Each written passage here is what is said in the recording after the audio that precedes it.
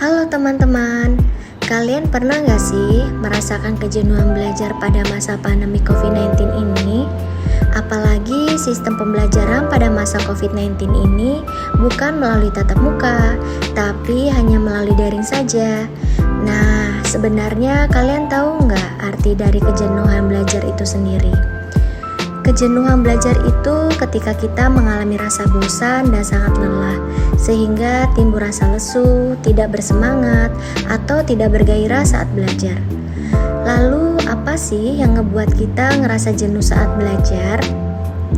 Nah, faktor kejenuhan belajar diantaranya rasa kemalasan kita, kurangnya motivasi untuk belajar, pembelajaran yang membosankan, materi yang tidak variatif, banyaknya tekanan seperti tugas-tugas dan materi yang banyak. Dan kejenuhan belajar ini sangat memungkinkan terjadi pada masa pandemi COVID-19 karena kita lebih banyak terpaku di depan layar laptop ataupun komputer. Kurangnya interaksi dengan teman-teman, tugas yang cukup banyak, serta aktivitas yang terbatas. Kemudian, apa dampak dari kejenuhan belajar ini bagi kita? Kejenuhan belajar ini memungkinkan kita untuk stres, kehilangan semangat belajar, sehingga menurunkan prestasi pendidikan yang kita jalanin. Maka dari itu, ada beberapa tips atau cara agar kita tidak mudah merasa jenuh saat belajar. Pertama, mengatur waktu sebaik mungkin, baik itu waktu belajar, bermain, serta beristirahat. Ketika kita dapat menentukan waktu belajar kita dapat lebih fokus untuk memahami materi lebih cepat. Hal ini penting karena pembelajaran dengan waktu yang efektif tidak membuat kita cepat jenuh. Yang kedua, mengenal gaya belajar kita. Apakah kita dapat belajar di tempat suasana ramai atau sepi?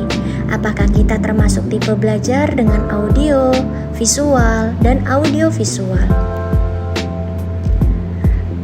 Mengenal gaya belajar ini penting karena apabila kita nyaman dengan suasana serta cara belajar kita akan mampu menyerap materi lebih cepat dan efektif.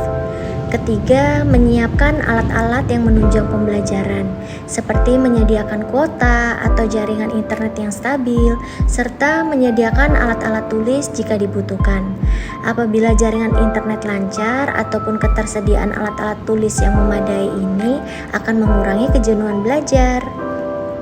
Keempat, tentukan target capaian belajar. Dengan menentukan target capaian belajar kita, maka target tersebut memotivasi kita belajar lebih baik, serta mendorong kita untuk berusaha lebih keras lagi dalam belajar. Yang kelima, memberikan waktu untuk refreshing. Ketika belajar, kita tidak boleh memaksakan diri kita. Ini akan mempercepat terjadinya kejenuhan dalam belajar. Maka dari itu, penting untuk mengambil waktu refreshing seperti dengan memasak, menonton, bermain game, berolahraga, serta berinteraksi dengan teman ataupun keluarga. Nah, itulah cara ataupun tips agar kita tidak merasa jenuh saat belajar. Yuk, pastikan dirimu tidak lagi merasa jenuh saat belajar online ya.